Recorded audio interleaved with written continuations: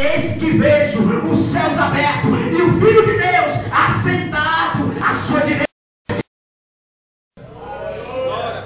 Porque o lado direito é o lado da bênção, mas a nossa geração há muito tempo está no lado esquerdo. Mas Jesus vem mudar esse quadro. Jesus vem tirar você do lado esquerdo. Quem veio para adorar? Quem veio para adorar? Só quem veio para adorar. Jesus vai te tirar desse lado esquerdo e vai levar você para o lado direito. Quem está entendendo?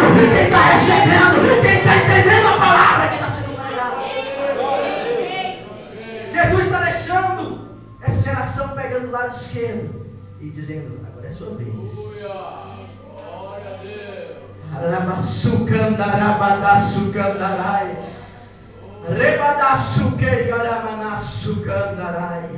Jesus deixou uma festa para falar para uma geração, dizer: anda e não para. Porque certa vez Israel parou no Mar Vermelho e Moisés clamando a Deus, Deus disse: Moisés, por que, Moisés, clamas a mim, Moisés? Diga ao povo que marche. Não, só para você memorizar. Diz ao povo, Israel, diz, Moisés, para esse povo, para ele não ficar parado, pensando em dois pensamentos, que eu quero ver meu povo é marchando, é andando, é seguindo o propósito que eu tenho para eles.